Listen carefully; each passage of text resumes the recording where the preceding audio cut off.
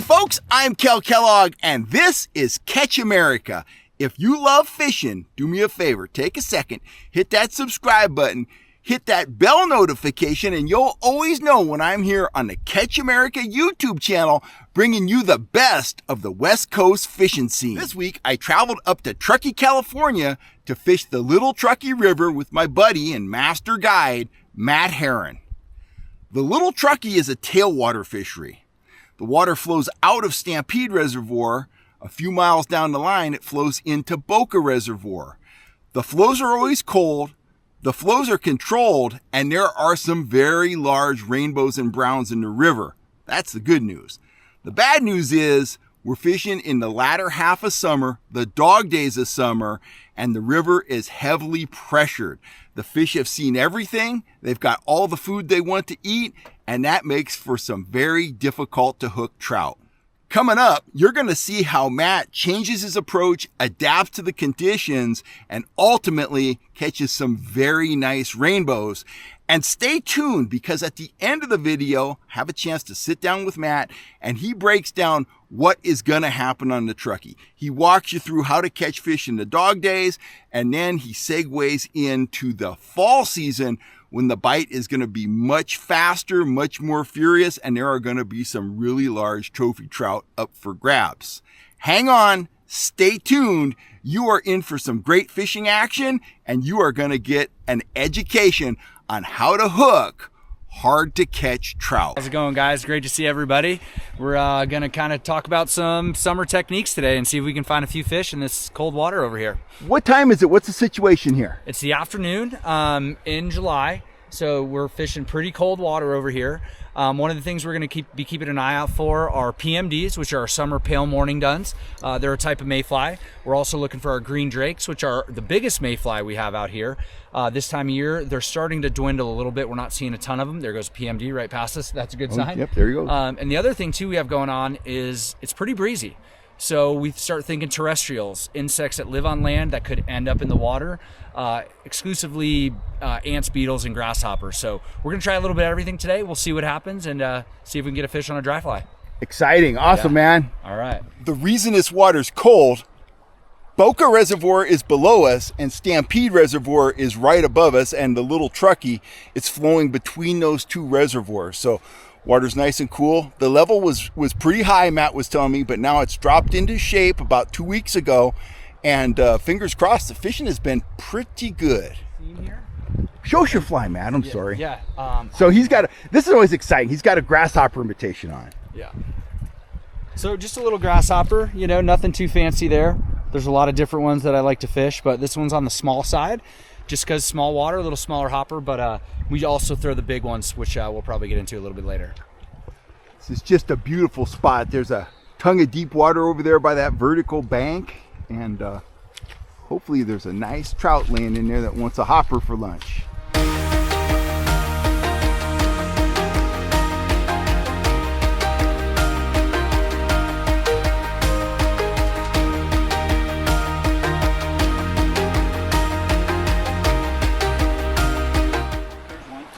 Oh, nice. So you just spotted a fish. Yeah.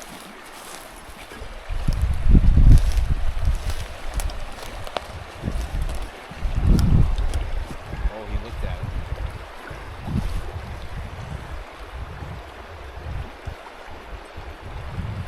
Where's he at? By that big boulder? Right at my 12, about 4 feet above that. Oh, okay, okay.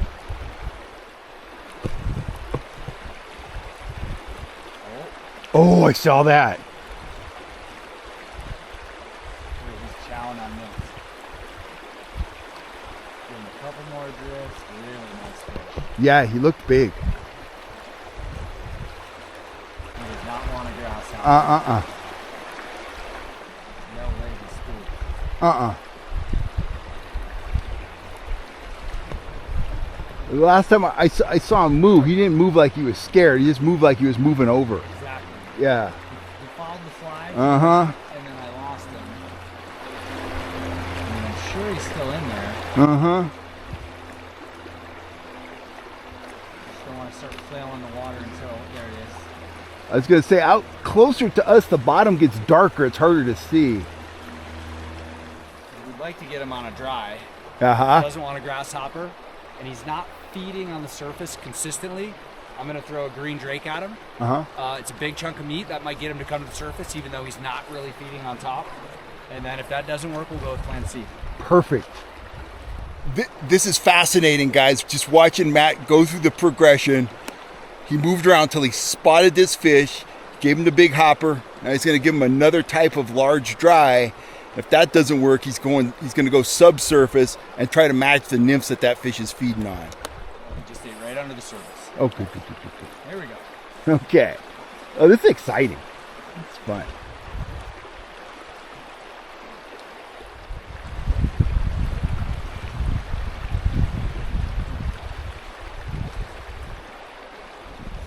All right, you guys, so not surprisingly, we really want to get a fish on a dry fly. He didn't eat a hopper, didn't eat a green drake. We've seen him eat probably a couple dozen times. Once was on the surface. 3 or 4 times were mid-water column where he was probably taking emerging PMD. Every time he eats, almost exclusively is on the bottom. So we're gonna put a dropper, a small mayfly, off the back of that green drake that I've been throwing, and we'll see if we can pull him off the bottom. Right. So how much dropper are you going to use, Matt? Great question. So it's not super deep there, but it is kind of quick. It's not going to sink great. So what do we have here? It's probably 24 to 30 inches. Oh, that much? Range. Okay. Yeah. Okay. Now keep in mind, while it's drifting, it's not going to be at a 90-degree angle to the fly. There's going to be some lag. It's going to be at an angle, not directly below it. So even though that's how much line there is, I'm going to bet I'm going to put a teeny split shot on there too. But I'm going to bet it'll be around 10 to 15 inches deep. Okay. We have a big downstream wind. It's kind of messing with the mend a little bit. So yeah, we'll see what we can do. He's still sitting there though. It's a nice big old male, big buck. So I haven't seen the whole fish yet, but he's big and dark. Yeah. Yeah. And that looks like just like a standard pheasant tail type nymph. Very similar to pheasant tail. This is just a PMD. Okay. Yeah, exactly. And they will eat pheasant tails. Okay. So I just happened to grab the first one I saw. Yeah, I didn't get yeah. too picky about it. But sweet. yeah, size 16. Okay.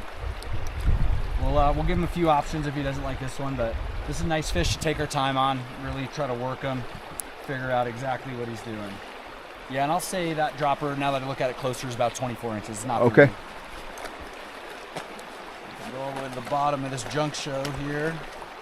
Got some tiny split shot way at the bottom. Show them your split shot, Matt. Yeah, so we're gonna go pretty small. There you go. Yeah, we don't want it heavy enough. So in general, the fish is in shallow water. It's maybe 30 inches deep. We don't need the big, huge, heavy split shot. 1, because it's not that deep, and 2, the fish isn't feeding that deep, and we also don't want to pull down our dry fly. So he's suspended. He's not on the bottom, but I just wanted you to show that because a lot of the viewers think split shot. They think the split shot like you see in the regular gear section, and fly fishing split shot. They're medium to tiny usually. Yeah, and sometimes we do use big ones. This is not one of those. This is not the time. Yeah. All right, let's see what we can do.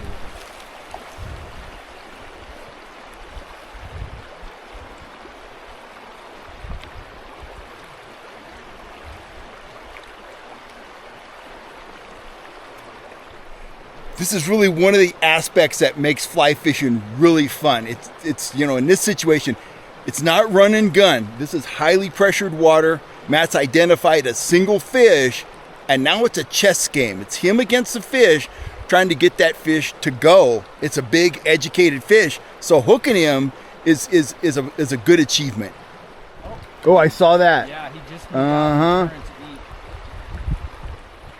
It's so weird. I cannot see him at all when he's sitting still, but as soon as he moves, I get that little flash, Yeah. Okay, you guys, so we're rolling through the plans here. Didn't eat the hopper, didn't eat the green drake, which I kind of knew the fish isn't really feeding on the surface. I thought we were really going to get him on that dry dropper, but we didn't. So now we're going to dredge him up. As soon as we started throwing that third plan at him, plan C, the fish completely stopped feeding. And actually, I don't think it had anything to do with us. I think he was just in the groove and just happened to stop. We didn't spook him or anything. But now we're going to throw an indicator, some bigger split shot, and really see if we can dredge him up. So we're putting our time in on this fish, and we'll see if we can get him.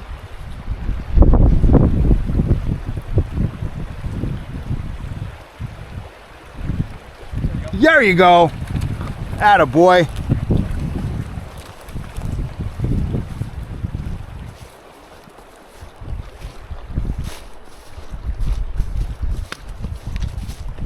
Oh, nice big fish. Look at that.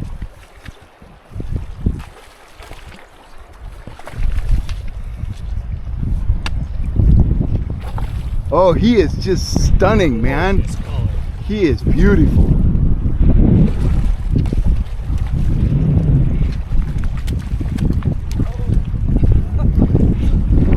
That's why I don't land him in fast water.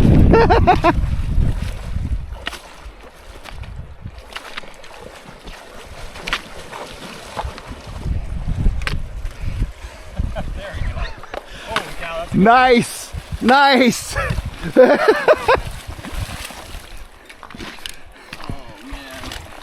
Well, Big old healthy buck. beautiful fish. Look at there. Just spit that little worm too. Oh, he took the worm? He was on the worm, Oh, yeah. sweet. Well, he was a struggle all the way to the net. Holy cow, right? You guys have just seen a master fly fisherman at work. Look at that fish. Yeah, that's a nice buck. Wow. Big old male. Yes.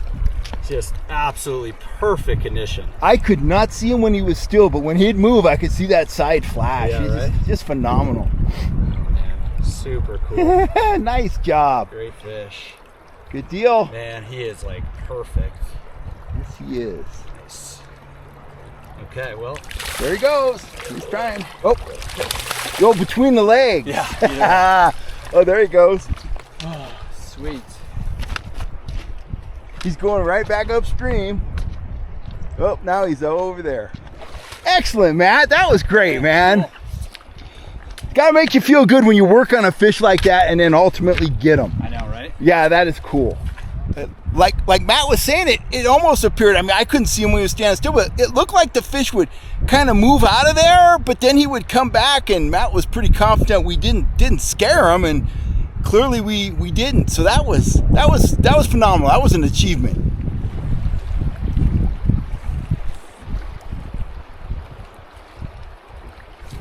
Oh, there you go. Yes. That's funny. You got set on everything. I think he snagged the bottom. Clearly not the bottom. Yeah, look at him go. All right.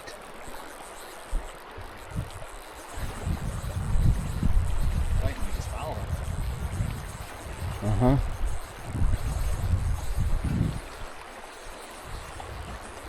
Wow.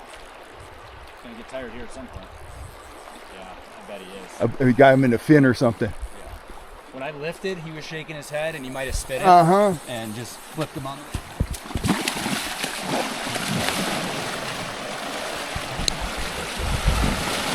Now he's going for the stick.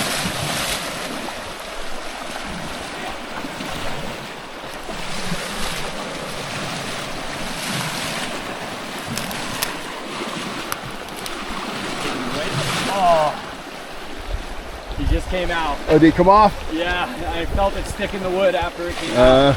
He either broke me out. Well, we'll see in a second. He went right into the bush. Yeah,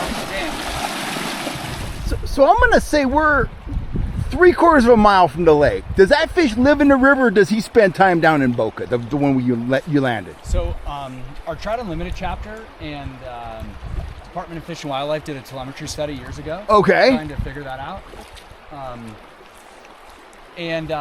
So I think, don't correct me if I'm wrong on this, but don't quote me on this, I should say. Okay. I believe there were 30 rainbows tagged and like 3 browns. And because we want to see if these fish are moving, going to the lake, if they're staying in one stretch of river, if they use the whole river. Turns out a bunch of the fish, if I remember correctly, were using the whole river. They were moved. Oh, that looked fishy. That looked fishy. The rainbows were moving way more than the browns, which we completely expected. Okay. But what we didn't expect were some fish were going all the way, that were tagged at the top 3 miles, or the top of the 3 miles. They were going out to the lake and back up within a day or 2. Oh, wow. And quite a few fish did that. And that ended up leaving us with like more questions than answers. Well, yeah. Like, why are they wasting that all much that energy, right? to go to the lake, come back? So yeah, it was pretty interesting. But we never got an answer to that. Who knows? Well, Mother sure. Nature stuff, but always, yeah. It was cool to kind of confirm our suspicion that some of these fish were moving. Not surprising at all that the browns moved way less, and there were only 3 browns, so not a huge right segment of the population, of course. But yeah, the fish they do move. We know that there are resident fish that live in the river year round, and we know that fish migrate. That's kind of what we know. The details of it are kind of. It's always a question mark. We suspect that about Folsom a lot. The 2 big river systems there, and a lot of us believe that a lot of times of the year, many of the trout are in the river.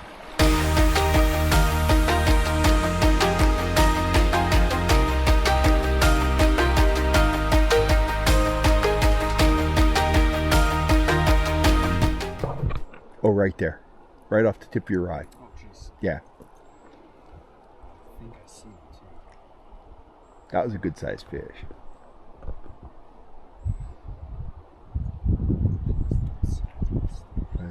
There you go.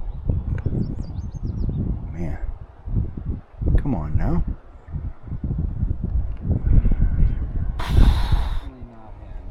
You're like, how can you lay off of that? Here he comes. Yes! Ha-ha. Perseverance pays off. Dude, oh my gosh. I'll step back in case he does something crazy. Nice one too. Yeah. Good job. Here he comes. That was not easy.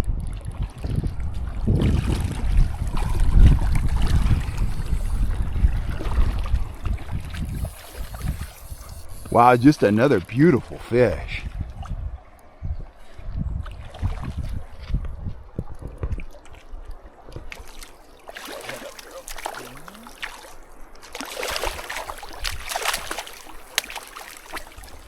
That was all good.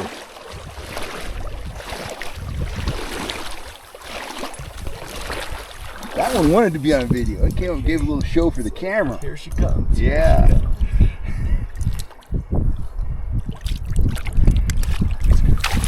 Oh, she wanted it. Heck yeah. Yeah.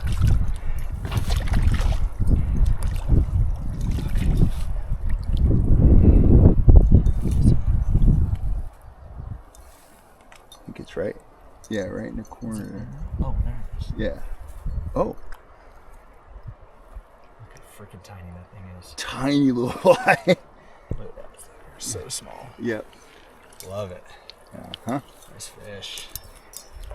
Congratulations, man. Right. Good job, man. Oh. Go. Escape.